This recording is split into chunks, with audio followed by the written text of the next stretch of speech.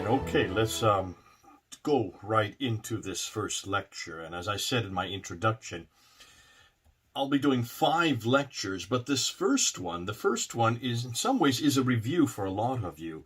This is the material that Dan Gibson put together in his book entitled The Early Islamic Qiblas, this book right here. And this is the material that by far has, I think, done probably more damage than anything else. This came out in 2017, so just 3 years ago. And because of his research, because of what he did between 1979 and 2004, and continuing to do so even today. In fact, he's just been back from the Middle East where he's done and found some more mosques. He is asking a question that should have been asked by David King, Dr. David King, the world authority on the Qibla, when he was doing his research, but wasn't. And that's why Dan Gibson had to really had to cover or come behind him and find all these mosques that were facing the wrong way. But some of you don't even know what I'm talking about. So what I think I'll do is I'll go ahead and do a review. And so this first part of this lecture, it'll be 3 different distinct parts to this lecture. This first one on the Qibla. This first one will zero it right into the Qibla and try to unpack it for you and try to explain it so that you can understand it, so that in some ways you can then catch up with where we're going with this historical material. So it'll be on the Qibla. It'll be rather long. It's a little over an hour long, this first lecture. The second part of this lecture then will then go into Dan's newest material. Now, it's hard to keep up with Dan because he keeps coming up with so much great material, much like Melon Murad. We have to keep one step behind him because he's always one step ahead of everybody else. So when I say newest, it's the newest that I am going to be introducing at this time. There is even more material that we'll be coming to and probably introducing probably in December and in January. And then the third part of this lecture, this would be the debate between Dr. David King, who has been quite upset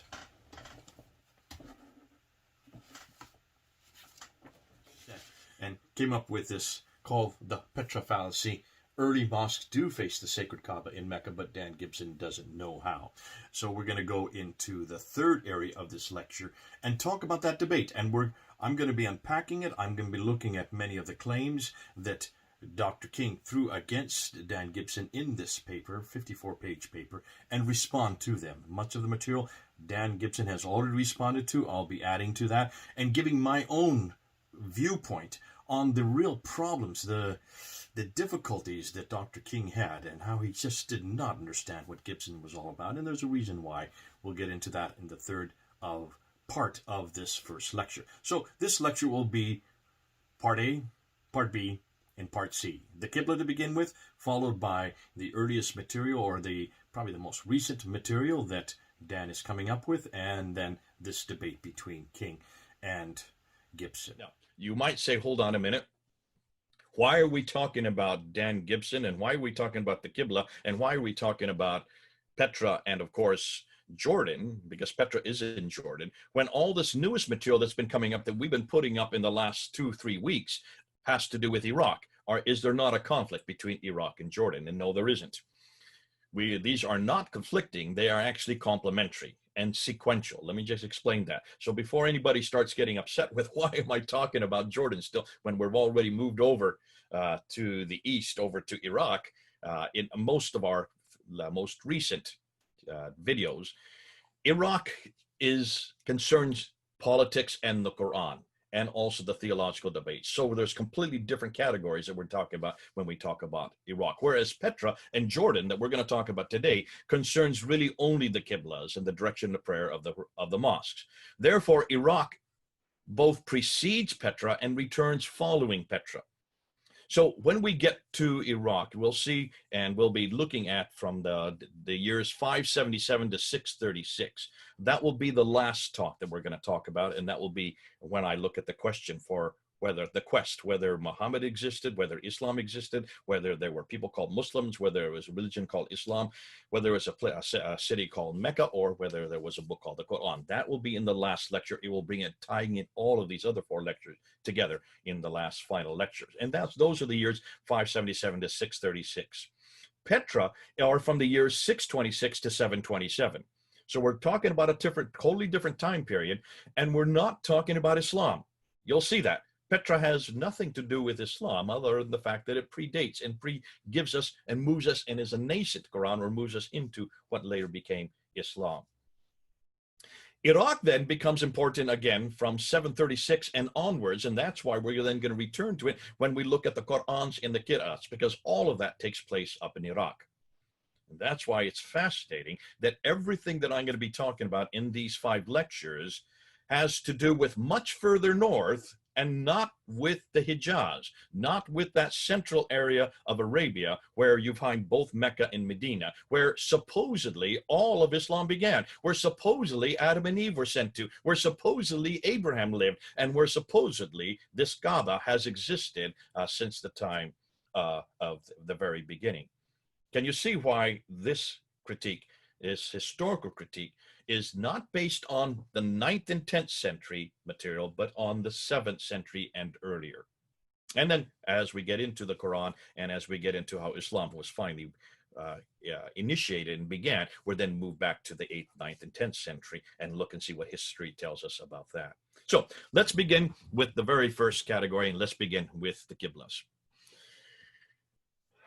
Now, to do that, we need to ask the question, what is the basis for Islamic history? Where do Muslims get their ideas concerning their own history, concerning their own beginning, concerning how their religion began? Now, they claim that 1400 years ago, Muhammad did live. He existed at that time, born in 570 and died in 632, and he was the last and the greatest of a whole line of prophets. He was the last of them. So the Quran was his revelation, sent down only to him, and is the final and greatest revelation. Islam, therefore, is the final religion based on Muhammad's life and sayings. That's the Sunnah, and on the Quran's teaching. Conclusion: therefore, everything that Muslims are dependent on really is dependent on one book and one man. I've said this many times, the book and the man, the book and the man. I think I've also, my team in London actually copyrighted that phrase under my name. So I do own that phrase. So we should investigate both the Quran and Muhammad and see if indeed the Muslims are correct. And let's first study the look at Muhammad. Let's look at the emergence of Islam, and let's go back to the 7th century. And let's first ask what we do know about, or what Muslims tell us about their man Muhammad. And what they say is very simply, and you can see it there on the screen, that he was born in 570, received revelations in the Hira cave in 610, and then received these revelations there in Mecca, the city of Mecca, for the next 12 years. During that time in 621, he was suddenly was woken up, and in the middle of the night, Jibril tells him to get on the back of a winged horse called the Burak, flies up to Jerusalem and ascends the 7 heavens, and there he meets with God, Allah, and gets the 50 prayers, which he then dwindles down, or brings him down to 5 prayers, running back and forth between Moses in the 5th heaven and God in the 7th heaven. That happens in 621. In 622, then, he then moves from Mecca up to Medina, and known as the Hijra. Then from 622 to 632, the last 10 years, we have what we call the Medinan revelations. He then conquered Mecca in 630, died in 632. At that time, the Quran had not yet been written down in a book form. Parts had been written down, and much of it had been memorized. Abu Bakr comes to power, and he rules for 2 years. He dies in 634. Then Umar takes over. He rules for 10 years. He is killed.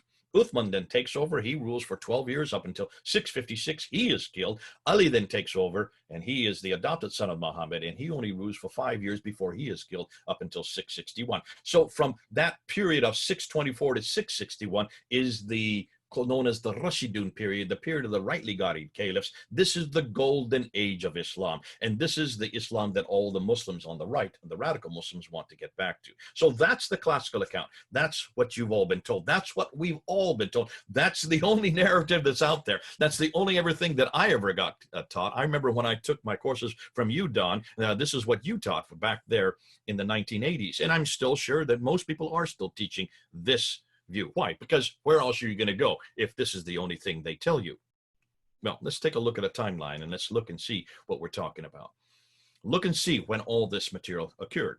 Remember, I started with 570 and I talked about his death in 632. You can go up until the time that Ali was then killed in 661 if you want to. But that whole period that you see that's in the dotted red area, that's where all this period takes place. But hold on a minute. Where do we hear about all of this? Where does all this come into fruition? Well, the only place that we know where it comes to is from this period, we could start with Ibn Ishaq in 765. However, we don't have his material, so we need to go with Ibn Hisham.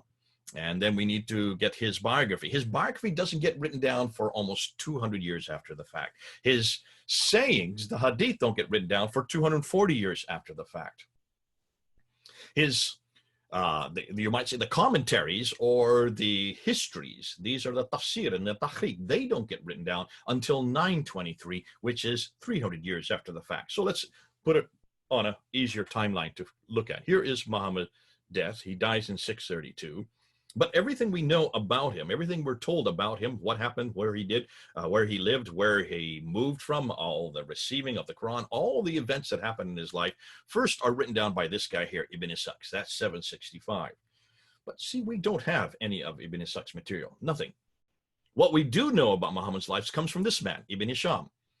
He takes what he likes of Ibn Ishaq, throws out most of it, and only retains what he considers to be authentic.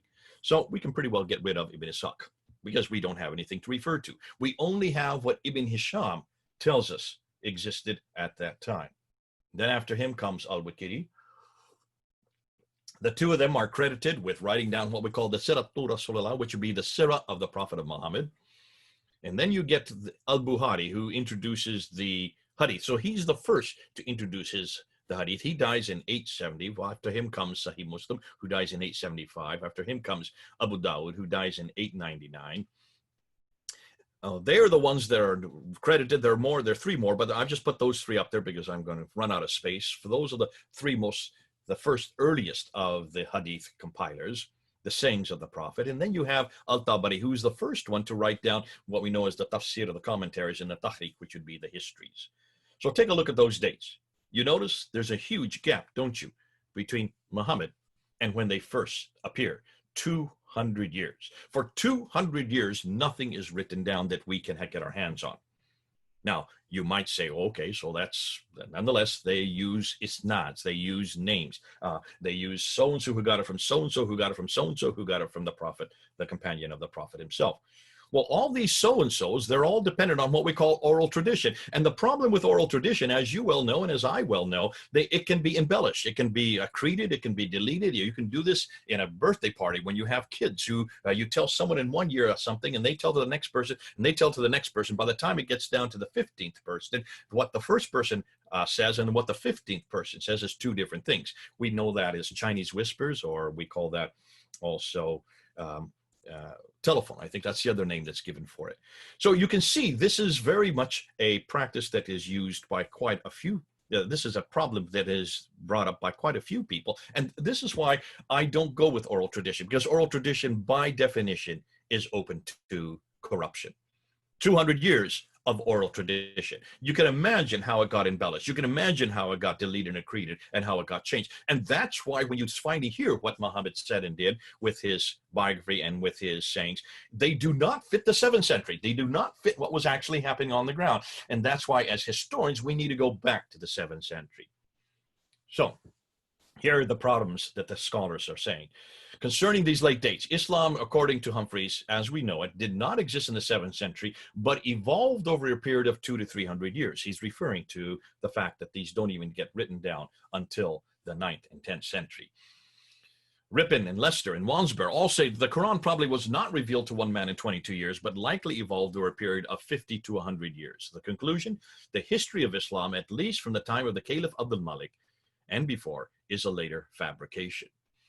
So folks, can you see what we're dealing with here? We're talking about something that is based on nothing more than hearsay. And that's why the scholars are concerned. If so much of Islam's history was created so late, then why did it take so long to write it down? Remember, when we talk about the history of Jesus, when we look at what he did and what he said, when we look and see what happened during his lifetime, where do we get it from? Do we get it from people that wrote it 200 to 300 years later? No. Well, there are some people that assume so, but we know we get it from Matthew, Mark, Luke, and John. Who are these four characters? Well, three of them wrote their material within 40 years of his death. The last one, John, wrote it within 60 years of his death. But the two of them were eyewitnesses to what they wrote. John and Matthew were actually there with Jesus for the last 3 years. They saw what he did. They heard what he said. And they wrote down what they saw and heard. The other two got it from the eyewitnesses. So you can see when we look at the historicity of Jesus and what he did, what he said, and where he went and where he lived, we can trust it because it's written by those who were right with him. The difficulty we have here, and this is why the scholars are concerned, is that everything that we know about Muhammad, everything we know about Mecca, everything we know about Islam, everything we know about these Muslims, and everything we know about the Quran, those 5 areas come not from people that were actually there watching it with their own eyes and hearing it with their own ears. They were getting it from 200 years later and finally writing it down. And so the next question is, why did they write it down while they were living? Why did people who were there at that time actually write it down? Were they not literate? Listen, they controlled Basra, Baghdad, Damascus, Jerusalem, Cairo by 642, and then from Spain to India, all the way from Spain to India by 685. Are you telling me that nobody between the country of Spain and India knew how to read and write there in the 7th century? Please.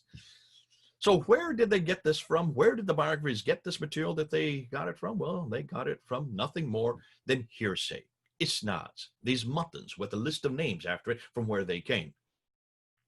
In one case, al-Buhari, he was given 600,000 of these akhbars, and he was given the responsibility to throw out those which were fraudulent and keep those which were clear. And so he threw out 98% of it. Only 7,397 did he keep. That means he only retained 2%. This is an 870 in the late 9th century. How did he know what was authentic? How did he know what was fraudulent? He was writing 240 years after Muhammad had died. He was basically retaining only that which he fit his narrative, only that which fit the narrative of the Abbasids, of which he was a part of. And we'll get into that in the 5th lecture, looking at the Abbasids and looking and seeing how Islam really was constructed and why it was constructed and why Muhammad was chosen and why Mecca was chosen and why the Quran was chosen, or how it was even put together. So, can we trust it? No, I would say absolutely not. I do not want to hear people just keep quoting about what the 9th and 10th century biographers and hadith writers and tafsir compilers said. I don't care about them anymore. I've said this many times, you've heard me, because they are much too late and they are much too far away. They're hundreds of miles away and hundreds of years later. Therefore, we need to go back to the 7th century. We need to go back when this all took place. As any historian worth their salt, that's what every historian does. They go back to the 7th century, and we need to find out what happened there. So what are they finding? In a lot of the material that I'll be using in these next 5 talks, I'll be zeroing in on many of these scholars that you see on the screen there. Wandsboro, out of the School of Oriental and African Studies. He was the one that really blew this all open when he came up with 2 books in the 1970s called Quranic Studies and Sectarian Milieu. Both of them very difficult to read. Unless you know an awful lot of history and an awful lot of foreign languages, you're going to have a hard time pouring through it. He's very technical, and that's why he is so well known. But he was the first one to say everything we know that we see written on this book called the Quran, everything we see here, a lot of the stories in this book of the Quran, the one I have in my hand here, could not have been written in the 7th century in a place called Hijaz, where we find Mecca and Medina. They couldn't have been that far south, because most of this material is written, comes from documents that were much, much further north. Ooh, I love that. Much, much further north. primarily from Iraq, from Ctesiphon, the archaic name, the ancient name for what is today Baghdad, from that area. And he was vilified for saying this, but he just looked at textual criticism, looking over at the stories and showing where the roots are and showing where the earliest documents we have for them, and they did not exist that far south nor that early. Dr. Gerald Hawting, that I studied under, he was the one that has written most on the first century of Islam, and it was great to be his student at that time. Dr. Patricia Corona, who is a friend of mine, I got to know her when she was at Cambridge University. She used to be at Oxford, wrote a book called Hagerism, and then another book called Meccan Trade and the Rise of Islam in 1987, got death threats for what she found there. But see, this woman reads and writes 15 languages, all archaic language. You cannot dispute her on that account. And that's why she is so devastating, because she understands what she's reading. She is one of the few in the world that can really take on this material, because she's going to the original documents. She's going back to where they were written, which is what every historian should do. Now, in her case, she's a linguist. And so when I did my first debate 25 years ago in 1995 with Dr. Jamal Badawi, I went up to her office and we spent the whole afternoon, and she gave me 10 historical questions. Many of them are the same questions I'm asking today. 10 historical questions concerning Muhammad, concerning Mecca, concerning the whole emergence of Islam, the material that I'm even working on and that I'll be introducing in these 5 lectures. She was the one that actually introduced this material. And this was in 1995. I got it from her. And so I said, well, why don't you do this debate? And she said, I am an academic. I have a chair that I have to protect. You aren't. You're nothing more than a missionary. You can say and do and go anywhere you want. You have the freedoms I don't have. Plus, you can use this much more quickly and be able to turn it around much faster than I can do it. So I did the debate, but she did the research. Dr. Andrew Rippin, he is one that has probably taken a lot of this very difficult material and put it down into layman's terminology. Muslims, Their Beliefs and Practices is a great book. If you don't have it, get it and read it, and you'll see where he takes and shows us how Islam had to evolve much, much earlier than what we are giving credit for. Dr. Robert Hoyland is another academic. He is from Oxford University. He reads and writes 18 languages. And I think I have his book right here somewhere. Seeing Islam as Others See It, right there, Hoyland's book right there on my shelf. By the way, these are all the books I'm going through right now. If they're going this way, that means I'm in the process of reading them. If they're this way, I haven't yet got to them. So this is all the stuff I'm working for these lectures that I'm using for the next 5 weeks. So Robert Hoyland is the one that has probably the one that I've really enjoyed the most, because he has actually done what has done us a great favor in taking all these very difficult documents in all these different languages that only he knows. Well, Dr. Patricia Kroner and he know. And then he is translated them and interpreting them and then giving us, putting it out there so that we can come to our conclusions on them. Dr. Yehuda Neville out of Jerusalem, he is the one that's credited with going back and looking at the earliest inscriptions, the rock inscriptions, and just deciphering them and then making and showing the impact that came from them. And his book's right here on Crossroads to Islam, the blue one. Maybe I should hold it up to you. So that's the one that where you can use that. And then the German scholars are who have been probably foremost at looking at the difficulties with the Quranic manuscripts and the earliest manuscripts. And that's Dr. Gunter Lüning, Dr. Pwin, Dr. von Bothmer, and Dr. Oleg. They're the ones that we'll be getting into and be using when I get into the Quranic material in about 4 weeks. So let's go ahead and let's talk about what they found. Well, concerning early Islam, and this is probably this is fascinating, because I'm going to give you the conclusions before even I go through and I show you how they came to those conclusions. But let's just go through these 5 conclusions that they've come up with. Number 1, the first Arab inscription referencing Muhammad is not till 691. Now that in and of itself is disturbing. That's 60 years after he died. No one seems to know about him. And no one seems to have written about him, and no one seems to have talked about him. And yet, if he's this important, and he is the center of, and he is the one that from which all this final revelation in Islam is birthed, why is it no one seemed to know about him? Now we're going to talk about those references that do refer to him, and we're going to show you that they do refer to someone named Muhammad, but is it this Muhammad? But that's for a later week. The first reference to the word Muslim, these people called Muslims, is not till the 690s. So what did they call themselves? Well, they used to call themselves Saracens, which is the name that many of the Westerners give them. The Hagarin, that means they are from the line of Hagar. Ishmaelite, from the line of Ishmael, who comes from Hagar. They call themselves Maghreb because they are from the Maghreb, and they call themselves Mahajurun. These are the people of the Hijab, the people of the Exodus. They were nomadic. They moved from one place to another. So what is that Hijab? We'll be getting into that later on. The first reference to the name Islam is not found until the Dome of the Rock in 691, built in 691 by Abd al-Malik. The first reference to Mecca, this is the big one. The first reference to Mecca is not till 741 on the Continuato Byzantia Arabica. That's not till the mid-8th century. Yet this is where Islam began. This is where really humanity began. This is where Adam and Eve were set to in chapter 7, verse 24. This is where Abraham lived in chapter 21, verse 51 to 71 of the Quran. If this is the oldest city in history, why is it there's no reference of it until the mid-8th century? And the first biography of Muhammad, as I said earlier, does not get written down until 833, 200 years too late. Now, what we want to do next is to talk about Mecca. We're going to talk about Mecca here. We're going to talk about the Qibla, but to do before that, we've got to talk about Mecca. And I have three problems with Mecca. The first problem is the problem with geography. When you look, and this comes out of a book that Dan Gibson wrote called Quranic Geography.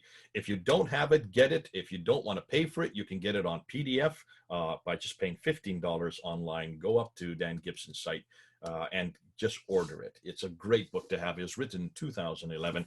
A little bit out of date, but the material in it, the great thing about it, because it's historical, it's talking about history, that never goes out of date. And what he noticed when he looked at the Quran, and he's been studying it for 25 years, he noticed that there were 65 geographical references, but only 9 were named. And the 3 that come up more than any other are the word Ad, which is the name for the people of Uz, the biblical Uz. And that was found 23 times in the Quran. There also comes up over and over again the name for Thamud, who are known as, that's what we would know as the Nabateans. That's found 24 times in the Quran. And the name Midian, who are the Midianites, that's found 7 times in the Quran. Now, what's fascinating, take a look and see where these 3 places are. Look at the map there on the right, and you'll see Ad, Thamud, and Midian are way up north. They're way up in what is today Jordan, and real close to Petra. They should be down south in Mecca. If this prophet was having this contact with these people from these 3 areas on a daily basis, how could he go up 600 miles to see them unless he had a helicopter? So you can see that the problem immediately shows itself that there are some geographical difficulties with the Quran concerning it taking place or existing in the city of Mecca. What's more, when you look on a map, now this is a facsimile of a Byzantine map from the 7th century, and you notice what's missing. You can see where the question mark is. Those are the trade routes. Here's another picture of the trade routes from the 7th century. What's missing again? It's right where the question mark is. That's where Mecca is. Mecca is not on these trade routes. Here's an official map from the 6th century. Where's Mecca? Mecca just doesn't exist on this map. Here's another map from the 7th century. You notice Mecca doesn't exist on this map either. Take a look at this map. Here's another 7th century map. You notice Mecca's not there. Where is Mecca? Should be on all these maps. One more map from the 7th century. Mecca is just non-existent. On any of these maps, you won't see Mecca. Now, let's go back to Montgomery Watt. Dr. Montgomery Watt in the last century tried to understand why Mecca was important. And he said the reason for its importance had to do with what was happening historically in the 7th century. And he mentioned that all the trade that was coming from the East, so it's coming from China and India and places like that, had to come to India, to the West Coast. So you can see the West Coast. And this is a map I should have said, this is a map from the 7th century. So this is what it would look like in the 7th century. So you can see Ctesiphon is named there where Baghdad should be. And so this is his theory, that the trade used to come across from the west coast of India because of the Hindu Kush and because of the Himalayas. It couldn't go up north. So they had to bring the trade to the west coast of India. And they took it from the west coast of India across the Arabian Sea, up through the Persian Gulf, and then across through what is today Iraq and then Syria over to the Mediterranean world, because they had to get it to the Mediterranean world. So that was the trade route. Then the Sassanians and the Byzantines started warring with each other in the 5th century and in the 6th century, up until the 7th century. So because of this conflict that was going up north there, that shut down the Persian Gulf. So the trade could no longer go that route because there was too much warfare going on. So there was a dilemma. Montgomery Watt said that the way to solve that was to go, therefore, redirect the trade this way over to Aden, down here in the southern part of Arabia, and then send that trade straight up through Arabia up to Gaza in the north. So here's the first problem, however. Aden, and this is what you can see, this is where Patricia Crona saw this difficulty right away. In fact, this really is in her book, Meccan Trade and the Rise of Islam. This is her argument. Take a look, and let's look at that trade that goes up on the Western Plateau. Starts at Aden, goes up to Najjar and Sana, goes up to Taif, and then from Taif, notice it comes down off the plateau down to Mecca, which is about 1,000 meters off. Now, it looks like, on this map, it looks like Mecca is on the coast. It's not on the coast. It's about 50 miles in from the coast. It's just, that's where they had to write it. And then from here, it then had to go back up to the Western Plateau to Yathrib, and then continue up to Gaza in the north. And she says, hold on a minute, take a look at that map, and you will see that there's a deviation there. It should not be on the trade route. What's more, why would you go to Taif, come down 1,000 meters, then go back up to Yathrib and continue on? And so that's why she decided to do some research on Mecca, and she then wrote her book of her findings, Meccan Trade and the Rise of Islam, in 1987, where she looked at what all the Muslims have been saying, what the traditions say, and even what Montgomery Watt was saying, and that is that Mecca became important because of all the spices, 15 spices that it controlled. She went back through and did a survey on every one of those 15 spices and found that not one of those spices went up the Western Plateau. The only place in Arabia that even had any spices was way down around the southern part of Arabia, called the Hadramat, where Yemen and Oman is today, and that was frankincense and myrrh. The other spices all came from Africa, over there on the west. None of them were in Arabia. Arabia was not a country known for spices, and certainly there's no reference in any of these trading documents for any place called Mecca at all. Remember, she went back to the trading documents. So she came up with another theory. Because of this problem here, she came up with this theory. Well, let's go ahead and bring the trade down to what the Montgomery Watt thought was Aden. But he says, no, he didn't stop at Aden for one very good reason. Take a look at the map. Where do you see she is going? Well, take a look at the Red Sea. There's a waterway that goes up the west coast of Arabia. Why in the world would you stop and unload your goods in Aden? Because she found out if you unload your goods in a city called Aden and you go 50 miles by land, it would cost the same amount as going 1,250 miles by sea, which is the length of the Red Sea there. It would be the same cost. It would be prohibitively expensive to take any goods by land. And so she went back to the trading documents, as what a historian should do, what Montgomery Watt should have done. And she went and looked at all the documents and looked at the receipts. And she found that the name that came up over and over and over again was this name, Agilis, the city of Agilis, which is today in Eritrea. That's the city that comes up over and over again with all the trading receipts, proving that all the trade was maritime. It did not go across the Arabian Peninsula, for it would have been too expensive, and it certainly did not have a deviation going down to Mecca. It remained always on sea. We do that even today. If you look at all the big ships that are going across the world, why is it they put almost of our goods on ships? Because it's the cheapest way to go. In the old days, you could use the wind. It didn't cost you a thing. And in the course, if you're taken by land, you have to have camels. You have to feed the camels. You have to protect the camels. You have to protect your goods. And that's why you then have to have oases about every day's length walk. And that's why it's so difficult to go across the deserts by land, but not by sea. You can go anywhere by sea. It is free. It is open. It is easy. And it is cheap. Now, the other problem with Mecca is the wrong references to it. There's only one reference to it in the Quran at all. The entire Quran only has one reference to Mecca, and it's in chapter 48, verse 24. And there you can see it listed there. And he it is who hath withheld men's hand from you, and hath withheld your hands from them in the valley of Mecca, after he had made your victors over them. So it doesn't really say much about it. And that's the only reference in the Quran for the city. What's more, notice it says it's in a valley. In a valley. Well, what we also know about this place where the prophet lived. And remember, every time it talked about where this prophet lived, it mentioned that the place of the prophet, or the environment of the prophet. And it refers a lot of things to where he lived. It says that, according to Ibn Ishaq and al-Bukhari, that it's in a valley and it has a parallel valley. According to al-Bukhari, that it has streams going through it. According to Surah 37, it says that it's outside, or the ruins, the pillar of salt, referring to the wife of Lot.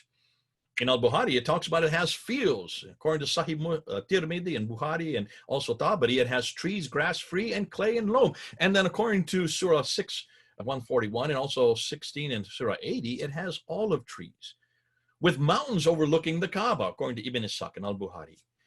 But when you look at Mecca, it does not have a valley or a parallel valley. There's no streams going through it. Outside the ruins, there's not a pillar of salt. It does not have fields, trees, grass, fruit, or clay alone. And it certainly does not have olive trees. There are no olive trees outside of the Mediterranean. The only place where olive trees grow is in the Mediterranean, and that's 600 miles further north. So none of these listed above make sense for Mecca, because it's much too arid and much too dry. The third problem is the Qibla. If Mecca is wrong, then the Qibla is going to be wrong. Now remember, the Qibla is the direction of prayer. And this is where all Muslims pray today. They all pray towards Mecca. Chapter 2, verse 143 to 150, it says that the direction of the Qibla was changed. Most Muslims say that this happened in 624, but it doesn't say where. It doesn't say where it's changed to. So archaeology does support this change, but not from Jerusalem to Mecca, as Muslims suggest, but someplace further north and much, much later. So where is it? Well, back in 1905, two scholars, Dr. Creswell and Dr. Fehravadi, were going to old or ancient mosques, two in what is today Iraq and one in what is today Egypt. And they were going to these old mosques, one outside, one in Mosul, which is the mosque in not too far from where is today Kufa, and the one that close to it called the Kufa Mosque. So you have both of these two mosques. They dug down to the original floor plans, and when they got down to the original foundations of these mosques, they found that the Qibla, the original Qiblas of these mosques, were facing west. They went outside of Cairo and they went to the garrison town of Fustat, which is in Egypt.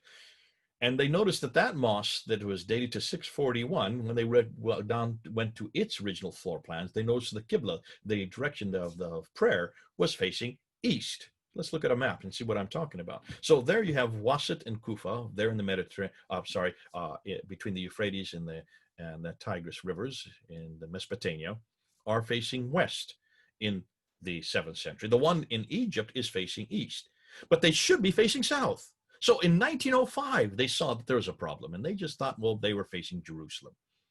And I remember when I did a debate in 1998 with Abdul Green, I brought this up and I pointed this out, and he says, Jay, you're completely wrong. Look at the Wasit Mosque, look at the Kufa Mosque, look at those original Qiblas, and they are not to Jerusalem at all. You're 3 to 5 degrees off. And I thought, oh, okay, well, he knows something I don't know. I wasn't aware of that. That was in 1998 I did that debate. I wish I'd had Gibson's work back that time, because if you look and see where 3 to 5 degrees are off, that is true. They aren't facing Jerusalem. I thought they were facing Jerusalem. We'll see what Dan Gibson finds out, and we'll find that that 3 and 5 degrees puts it directly to Petra. We have also documentary evidence. Jacob Edessa in 688, some say it's 705. Nonetheless, it's in around that time period, refers and says that from all this, it is clear that it is not to the south that the Jews and the Maghreb would be the Arabs, here in the regions of Syria pray, but towards Jerusalem or the Kaaba, the patriarchal places of the races. So he didn't have GPS to help him, so he thought that the reason they were facing west and they were facing east is because they were facing Jerusalem, as I thought in my 1998 debate. Little did I know that with GPS coordination, you can get a lot more accurate telemetry. And of course, he was saying this in the late 7th century, early 8th century. As late as that, as early as that, I should say, he actually got it right. But why were they not facing south? Well, what we need to do is we need to go to Dan Gibson, because he is the one that has done the germinal work on this. And he is the one that from 1979 to 2004, that's for 25 years, he did his formal research on the Qiblats. Now, he's still continuing with this. He's still going back to the Middle East. He's still going back to these countries, and he's still finding old mosques. He didn't plan to do this. He happened on a number of mosques, and he was looking at their Qiblas, and he noticed that none of them were facing Mecca. So he decided to do some more research. And as a result, he went to over 100 mosques. And there's a picture of Dan Gibson, and I just want to show you his books that he came out with. I already showed you Quranic Geography. Now, this one here, which you can get online. The Nabateans is the one that he started with, and this is the first book he wrote. He actually wrote this as a tourist guide. It was written for the government of Jordan, and he did it under commission. But as he was looking into the Nabateans, he noticed that the Nabateans actually have an awful lot to say concerning how Islam began, and we'll be coming to that at a later time. But the book that probably did the most damage was this book. This came out in 2017, so it's only been out 3 years. Get it. It's very colorful. It has lots of pictures inside, and it's full of data, full of material, full of interesting, not only just interesting, but exciting material that completely confronts this notion that Mecca was the center of Islam, or that Mecca was even the center of the Qiblas. So let's look at his findings. For some of you, this is review. For others, this is new. So I'm not going to go into all of it. I'm just going to do a quick snapshot so that you can get up to speed, because we want to get into the new material next. So when you look at his mosques, you can also go up on his site, Dan Gibson's, just go up and put it in on YouTube and look at The Sacred City, which is the documentary on his findings. He noticed that all the mosques that he found up until 706, so every mosque up until the 8th century, up until 706, and he was looking from 624 all the way up to 706, 17 mosques that he's been able to uncover. Every one of them, from Medina, Guangzhou in China, Cherman in India, Jami al-Hamair, Al-Kabir in Syria, the Fustat in Egypt, the Dome of the Rock in Israel, the Humayna Mosque in Jordan, Amman Mosque in Jordan, the Grand Sana Mosque in Yemen, the Kirbat al-Minya of Israel, just to name a few. Every one of them are facing Petra. Not Mecca, not Medina, not Jerusalem, but Petra.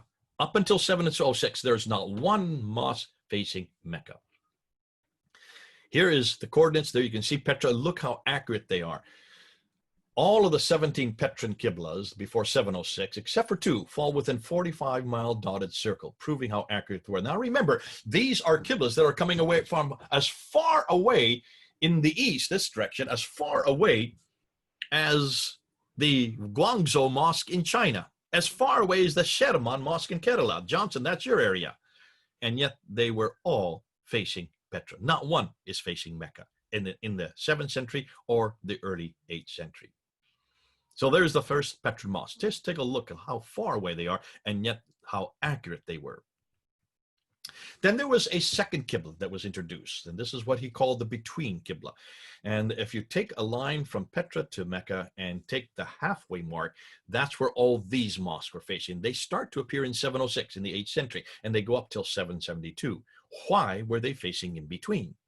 There's nothing there. There's no city there. There's no building there. There's no mountain there. There's not even a rock there. It's just sand. So why are they facing that point? We're going to answer that. Hold on. And then he finally came across Meccan Qibla. In fact, the first one that faces Mecca is not till 727. Remember, Muhammad died in 632. The Qibla was canonized in 624, and yet we don't find any mosque facing Mecca until 727. That's over 100 years later. Over 100 years later. And then by 876, every mosque is then facing Mecca until today. But that's too late. That's much too late. The fourth Qibla is what he calls the parallel Qiblas, which are all the mosques in North Africa and also in Spain. They're all facing a line that is parallel to Petra and Mecca. They're not facing Mecca. They're not facing Petra. They're facing a line parallel. What's going on here? We'll answer that. Hold on. So which were the most accurate Qiblas? Modern scholars believe that the variety of Qibla directions were due to the inability of the ancient Arabs finding an accurate Qibla direction. Modern scholars simply quoted earlier Islamic scholars concerning this theory. They assumed that the Meccan Qiblas were more accurate. Now, with a much more accurate GPS technology, we know that the earliest Arabs had the most accurate Qiblas. Take a look at this graph. This is from his book. So which is the most accurate? Take a look and you will see that the most accurate were the between ones. They were less than a degree off in accuracy. The second most accurate were the Petran Qiblas, 2.9 degrees of accuracy, 1.9 if we take away the worst two. The next most accurate would be the parallel Qiblas. They were 3.5 degrees of accuracy, but the worst ones, the ones that were the least accurate, were the Meccan Qiblas, 4.78, which debunks that whole theory that the Meccans knew their material better because they had better mathematics. Not at all. And we'll talk more about that when we get into this debate between King and Gibson.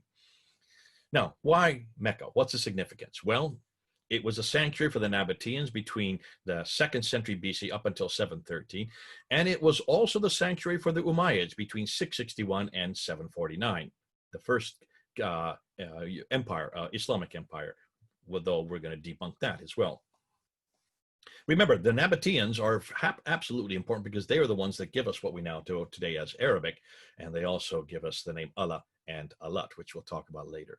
But what's fascinating is Mecca is missing, but Petra is in these maps. Remember these maps I showed you before? Mecca is not there, but Petra is there. In every one of these maps, take a look and you will see, in fact, let's go back to that one there. Can you notice it's at the center of the trade?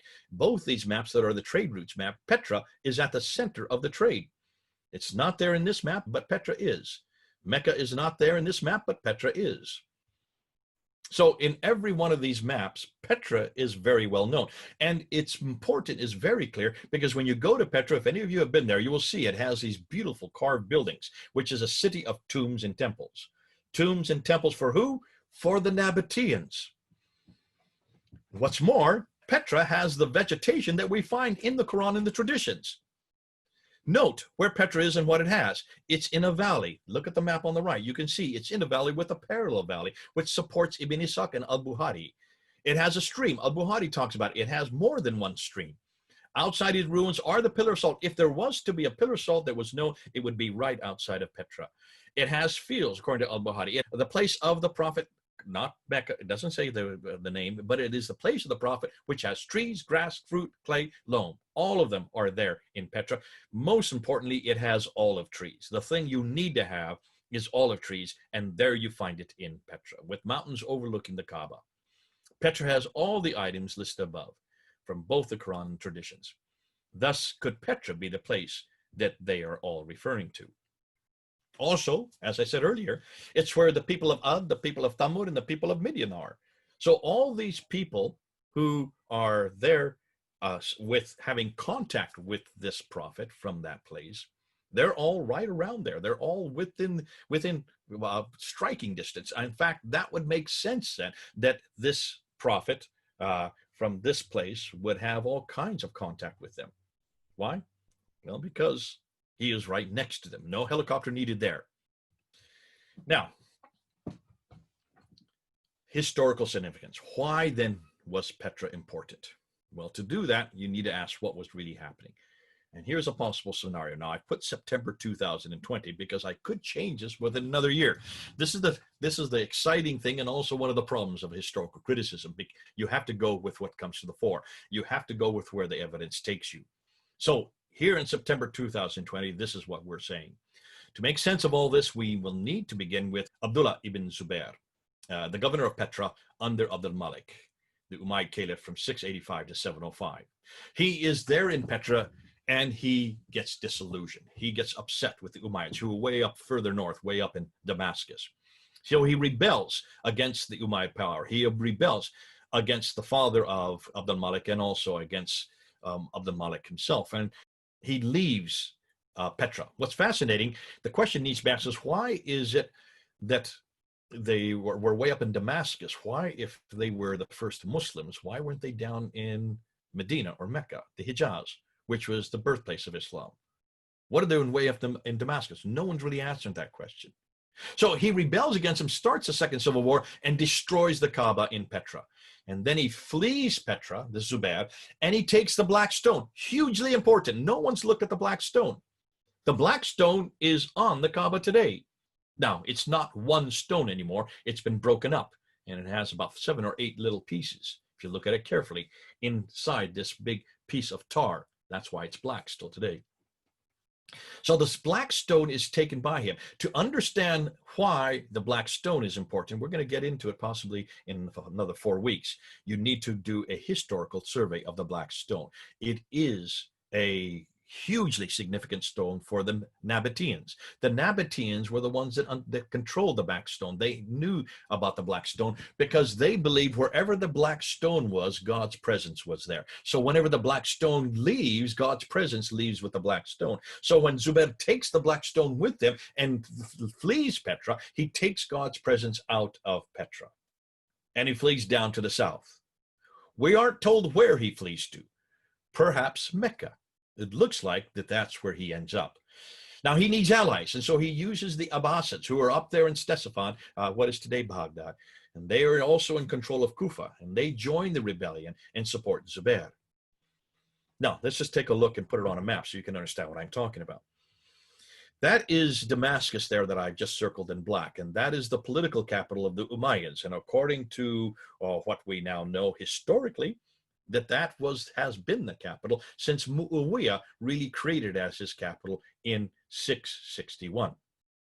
He is the beginning of the Umayyad dynasty, which is fascinating because we can't find anything about Abu Bakr, Umar, Uthman, and Ali, the 4 rightly guided kings. We can't find any reference to them outside of the traditions. Isn't that interesting? So we do know about Muawiyah. There's an awful lot. We're going to talk about him next week quite a bit. And he's living up there in Damascus. Why is he not living way down in Mecca? So his sanctuary is Petra. All of the Nabateans' sanctuary is Petra, and so are the Umayyads. They are there in Petra. That's where they pray toward. That's why all these mosques that Gibson has found are facing Petra. Baghdad up here, it says Ctesiphon because this is a 7th century map. It then changes its name to Baghdad later on. But let's just say Baghdad today so we can know what we're talking about. Baghdad is where the Abbasids were centered, and they hate the Umayyads. They want nothing to do with the Umayyads. They then ally themselves with Zubair, and they make Mecca their sanctuary, down here, circled in purple. So there you have the 2 political headquarters, circled in black, and then you have the 2 sanctuaries, the golden one in Petra and the purple one in Mecca. Can you then understand we have 2 empires that are vying with each other, opposing each other, one who is in power on the west and the other one who wants to be in power in the east. Now, this is why you need to look at the political context. While this is going on, Abd al-Malik, who is the Umayyad Caliph and ruling from 685 to 705 in Damascus, he needs to have this Arab identity. For 40 years now, they have controlled the Hijaz, but they've also, by the time he comes to power, they now have all the way from Andalusia, which is Spain in the west, all the way to India in the east is now under his control. That whole swath of land is under control. Now, what's interesting is in order for him to run these cities, and a lot of the cities were controlled by Jews and Christians because they were much more literate than the Arabs. The Arabs were mostly nomadic. And that's why they use the Jews and Christians. They call them Maulas or Mawalis. And for 40 years, they have been using the Jews and Christians to run their cities for them. But here's the problem. The Jews and the Christians, they had a prophetic line. The Arabs did not have a prophetic line. The Jews and the Christians had an identity because they also had a scripture. The Arabs did not have a scripture. They needed to have a prophetic line and they needed to have a scripture. What are you going to do? That's where Abd al-Malik decides to do something about it. So what did he do? Well, when you look and see, the first thing he did was to go to Jerusalem and build this enormous structure called the Dome of the Rock in 691. Why in the world would he build that in Jerusalem? Why didn't he build that in Mecca? Why didn't he build that in Medina? Why didn't he build that in Damascus where he lived? Why in Jerusalem? Well, take a look at where it's built. It's built up on the hill, overlooking the Church of the Sepulchre. So there's the Dome of the Rock, and there's the Church of the Sepulchre down there.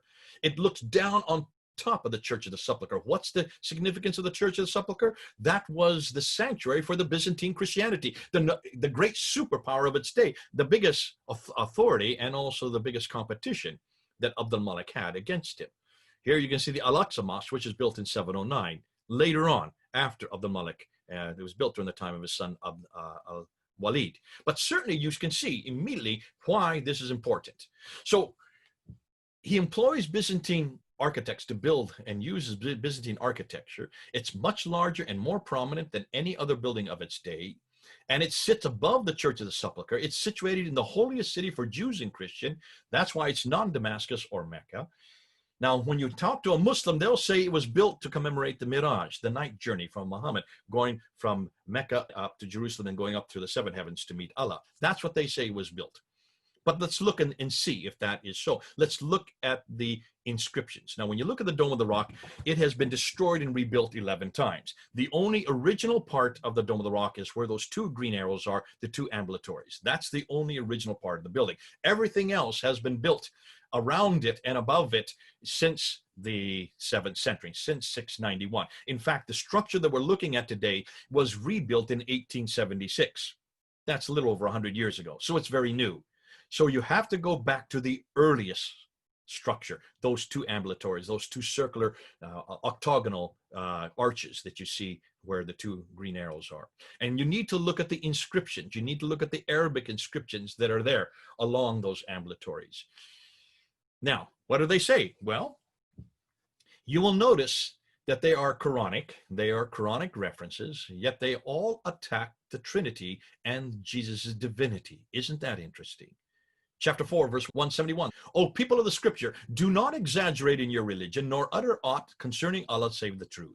The Messiah, Jesus, son of Mary, was only a messenger of Allah, and his word which he had conveyed unto Mary, and a spirit from him. So believe in Allah and his messengers, and say not three, cease. It is better for you. Allah is only one God. For is it removed from his transcendent majesty that he should have a son? Well, who is that attacking? Well, it's attacking Jesus' divinity, it's attacking the Trinity, and it's attacking that he is the Son of God. So it's attacking those three things. Chapter 17, verse 111 is also up there. Praise be to God, who hath not taken unto himself a son. There again, it's attacking his sonship. And who hath no partner. It's attacking the fact that Jesus could have a partner. That's in chapter 5, verse 72 also. And in the sovereignty, nor hath he any protecting friend through dependence. He's not dependent on it. He's above every one of us. So you can see that is attacking the person of Jesus Christ. And then we get to Surah 112. There is no God but God. There is the beginning of the Shahada. He is one. He has no associate. That's not part of the Shahada today. So what's that doing there? Well, it's attacking the fact that Jesus would be the associate of God. This is Byzantine Christianity. It's attacking their theology. It's attacking his divinity. Say he is God, the one God, the eternal, besought of all. He begetteth not, nor was begotten. Again, that's attacking John 3:16, Jesus, the begotten Son of God. And there is none comparable to him. And then Muhammad is the messenger of God. Now, there is much dispute as to whether or not that is Muhammad the man, or that is just the praised one is the messenger of God. Could this also be referring to Jesus as the messenger of God? Who knows? We don't know, but I would suggest that we need to at least bring that up there as a possibility. So you can see, look at these verses. These are nothing to do with the Miraj. There's not one reference about Muhammad going up to the seven heavens or about him coming on the Buraq, the winged horse. There's nothing on the original inscriptions about that event, the Miraj. So when Muslims say that that was why that building was built, I would suggest they look at these inscriptions and see why it was built and where it was built. It was built there for a reason, to confront the whole notion of who Jesus is, his divinity, the Trinity, and his sonship. Those are the four areas that stand against everything we believe about Jesus Christ. Isn't it fascinating that the whole initial attack against the West was against Jesus Christ? Islam was begun as a rejection of our Lord and Savior Jesus Christ. Islam was created to attack our Lord, to attack his divinity, and to attack the Trinity. Fascinating. History shows us why it all began. You need to also go to the protocols, and this comes out of Yehuda Nevo's book that I have here, Islam, the Crossroads to Islam, where he looks and he follows the beginning of the Umayyad Caliphate from the Sufyani period, the Sufyani family from 661 up until 680. And he looks at the protocols, because they did write these protocols, these official documents. But they don't mention anything about Islam or about Muslims. They don't mention anything about Muhammad or a book called the Quran or a city called Mecca at all in any of these protocols. And then we get to the Marwanid protocols. And this is where the Marwanid family come in. And they come in around 680 with Marwan himself, the first. His son, Abdul Malik, then comes to power. And then in 691, the protocols suddenly change overnight.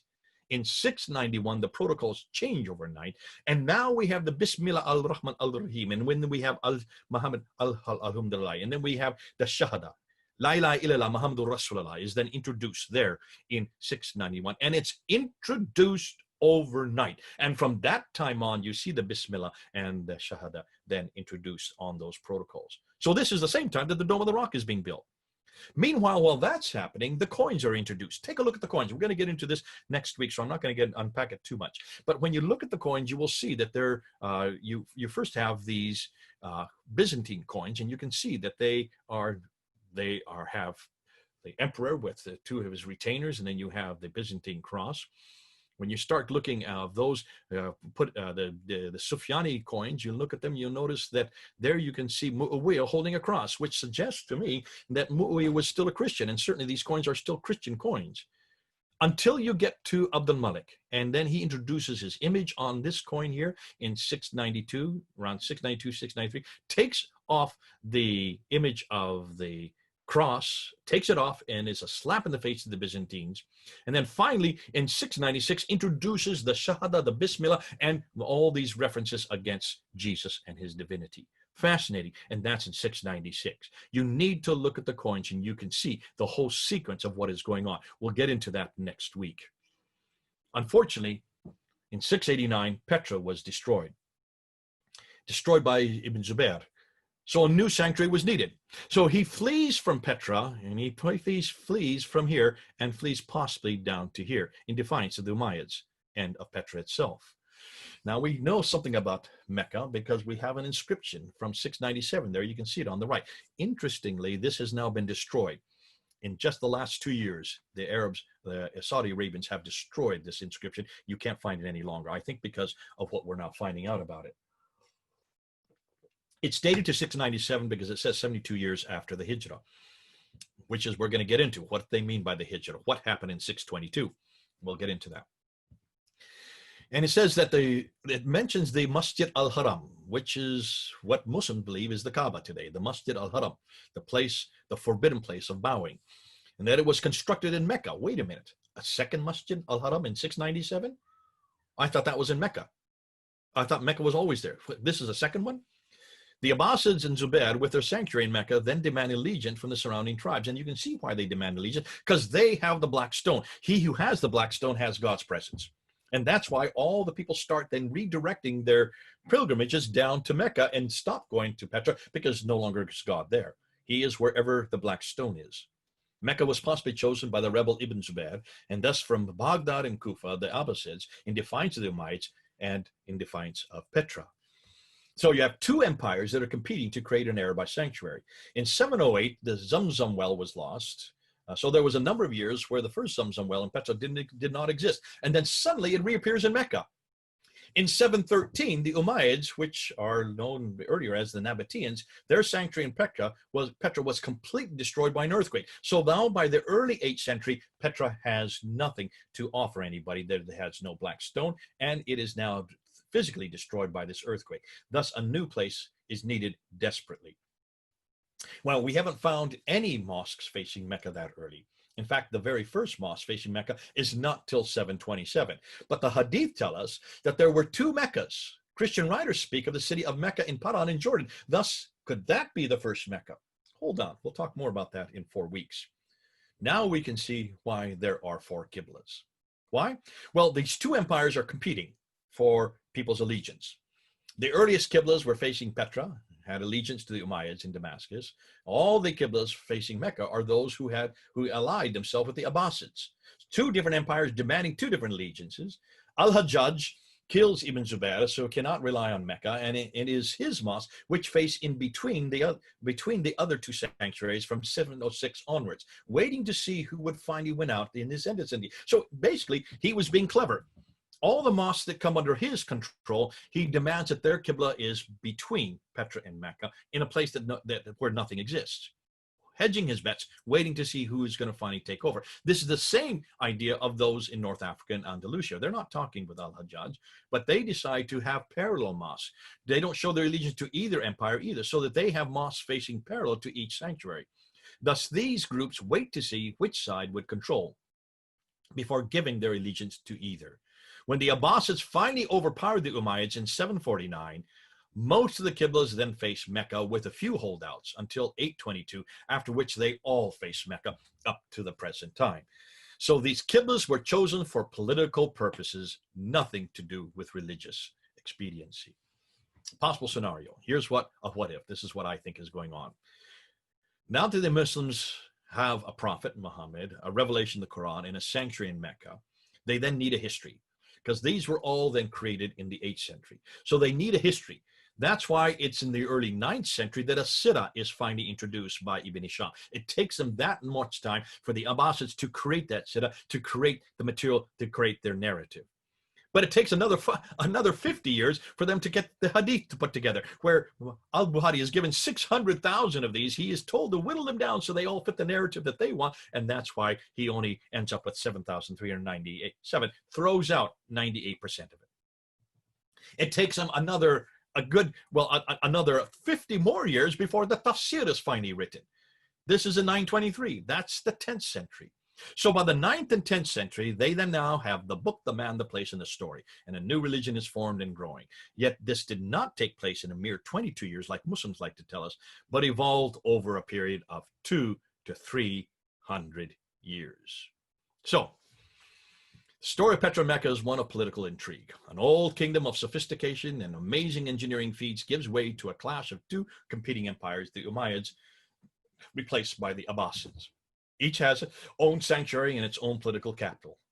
Those who lived in the two empires are forced to give allegiance to one or the other, or in some cases both, while others on the fringes remain neutral.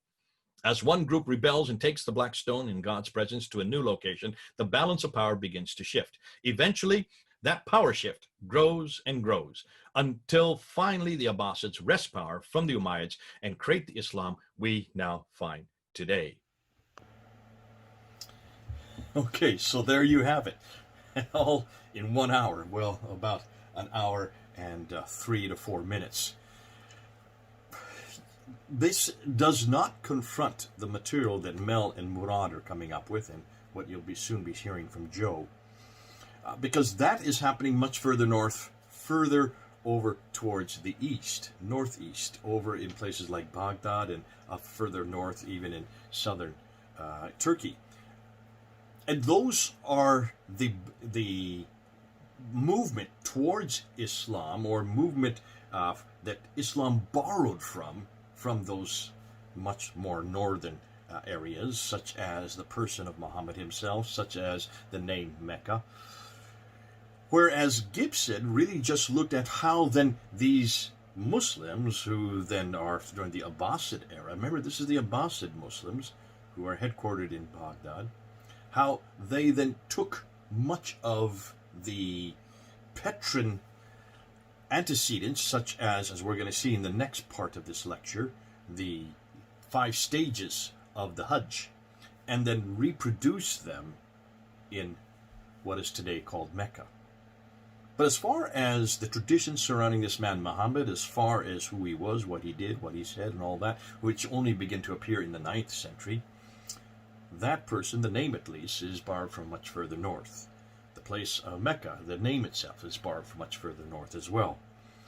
And of course, many of the discussions and much of the religious discussions is also from much further north. What is interesting also is the Quran comes from much further north. And we're going to be seeing that once we get into the next week's lectures concerning the Qira'at and also concerning the Quran.